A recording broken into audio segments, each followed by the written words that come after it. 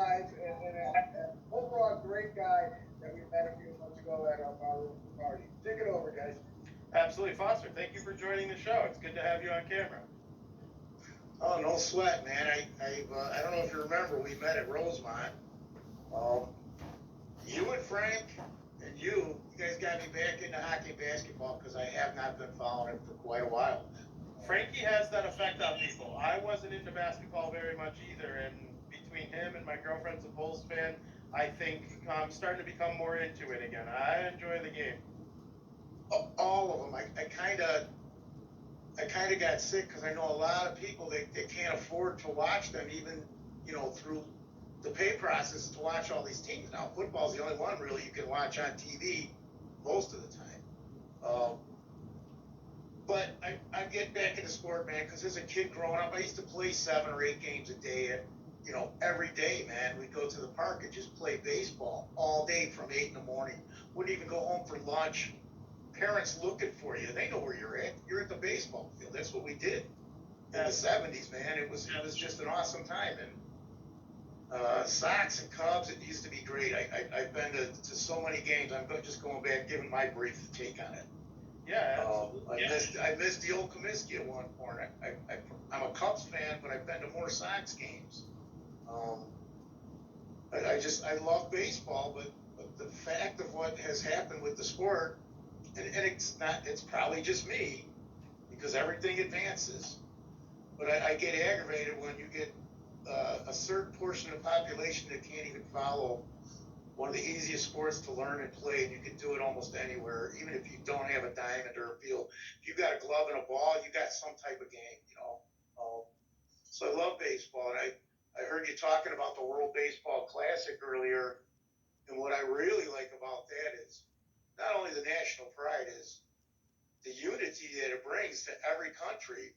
You get all these people from here, the U.S., we got people from all over the world. We all come together as one and root on our team, man. Damn Ohtani. I really wanted the USA to pull that game off, man. People are yelling at me for that, but because they're like, oh no, the Cubs are going to get him. And I'm like, nothing's guaranteed, man. But I appreciate you guys being on. I said this last week is like all these shows that I watch on the Barroom Network, a lot of them hit me at a time in my life when I was depressed, man. Things are going on. Life just keeps happening no matter what we do. I wish I could spend more time doing this because I love doing this kind of stuff. And I will eventually, God willing, man. But you guys are just awesome. Keep doing what you're doing. Although I got a thing with the Sox, 47, 52 games by the All-Star break. And I don't know if I'm insane, but I haven't looked at them as deep as I intend to. But as a Cubs fan, and I'm not really just a Cubs fan, I'm a Chicago's fan. I know more about the Sox this year than I do with the Cubs because I just haven't been following it. I'm a football fanatic, man. That's what I've followed since I remember the day I got the paper and we drafted Peyton, that kind of stuff. So I don't have too much time to stay on. I just wanted to spit that out because I really enjoy all the programs on this network, man. I'm even doing science fiction. I'm not a science fiction guy. You guys can make somebody do shit that they don't want to get involved with. Was not big back into hockey. You and Frank got me into hockey, man. I love the 80s and the early 90s Hawks teams, man, because they were the shit. Not only that, they all owned one of the bars over here on the north side that we'd go hang out. So it was just a great time in life. Life gets in the way, but I'm getting back to the point where I can start looking at things that I would love to enjoy doing again. We're only here so long. All we become is a few memories for a few people, man. We make those good and enjoy, live, laugh, and love. So there shouldn't be any argument, man. We're all together in this, man. I just, again, thank you guys for being on the air, man. We appreciate you very much, Aldo. You're still muted again. I was just going to ask Foster real quick. You're in your 60s, right? I am not, although it's my 39th, my 39th annual birthday, something like that. No, I'm gonna be 57 in April, but I kind of started my own life and was working and doing things at like 9. It was the situations that can happen to you So I'm young, but I've been around. I mean, was married in high school, dude. Just, things happen, but I'm grateful to be here today, man, because I was given multiple chances. We talked about Jalen Carter last week. Everybody deserves a second chance, I believe. Yep. At least two. I probably had 50 or 100, man. I'm a blessed man. So. Had a couple more than I have, and I probably had 50 more than Vinny. Absolutely. We appreciate you, though. Yeah, Buckler, just real quick question. Based on what you have said, I think baseball was better when we were younger, and I don't mean to sound like those old fuddy-duddies and so forth, but I grew up watching 60s, 70s, and 80s baseball, and there was just a charm to the game then. You had so many superstars, the salaries didn't get out of control. There was, just better storylines. But I truly do believe the World Baseball Classic proved to me that baseball can get back to what we used to experience back then, because there's so much talent around the world. We just need some good forward-thinking people. Maybe, the World Series should really be a World Series. And so there's just a lot of great possibilities. I hope I'm around long enough to see baseball get back to its glory. And I'm sure Vinny is saying to me, Jesus Christ, these old fuddy-duddies, man. No, I like it. I think baseball's the only sport that I feel that way about. And I wasn't, around. I was born in '94, so I'm not going to sit here and act like I'm this wise, older person. I'm not. I'm actually incredibly dumb. But with baseball, I do think some of the old days, I hear the old stories, and it just sounded like like today, I think the NHL today is better than it ever was. Cale Makar is Bobby Orr reincarnated. I know some older folks don't want to hear that, but he is. And Connor McDavid has more skill than Wayne Gretzky does. I watched him on display. He scored 2 last night. He was the first player since Gretzky to be an Oiler player with 60. Like, it's just the game today, they've all grown, where baseball seems to just be stuck in the mud, and it's annoying. And, guys like me, and Aldo, and even you, Foster, we're here to elevate it back into the old direction and make it good again. Good job, man. Foster, you said you're going to run, so any final words before you go? Yeah, I want this sport to be available to the masses, man, like it used to be. And somebody help me out, because it's the baseball, football, basketball. It's nothing without the fans.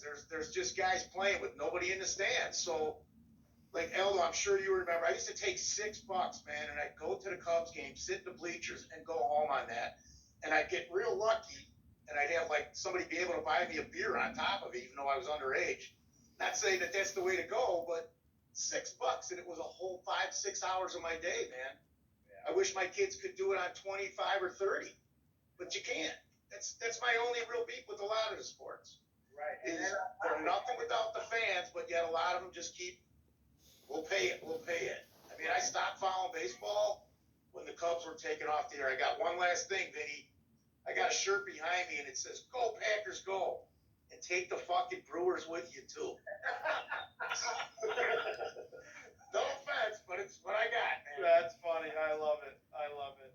You're a great guy, Foster. Love it, man. Look at that. Or you can see it. Yeah. That's gold. Nice. I actually got lit on fire at a bar for wearing that shirt by 2 people at the same time, so I don't wear it anymore. True story. You guys, I gotta run, man. Stay safe, and you'll hear from me whether you like it or not. So Awesome. Later.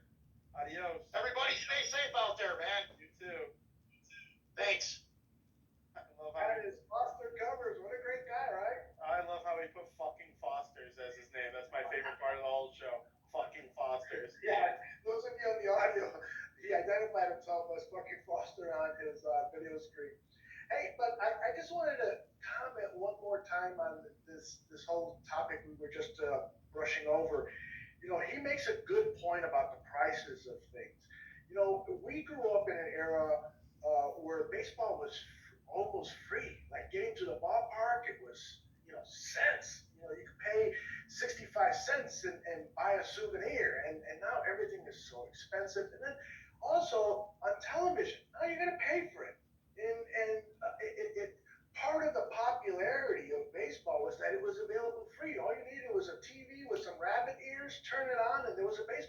on, especially here in Chicago. You would see the Cubs during the day, the White Sox at night. I loved both those teams because I was consuming both games a day for half the season. So, baseball has to figure out a way to reach the average man again. Guys like me and you, and not make it so difficult where we have to save money to go to a baseball game. We have to budget our tight budget dollars to watch games on TV. It's not right, and hopefully some people with better sense will take over how that's all handled. Absolutely. And I think the players today have made it a little bit more interesting. It's starting to get back to like not be, so boring in a lot of people's eyes, but it's got to be more accessible. Blackouts, really? I pay all this money and I can't watch the White Sox, the Cubs, and the Brewers using MLB TV.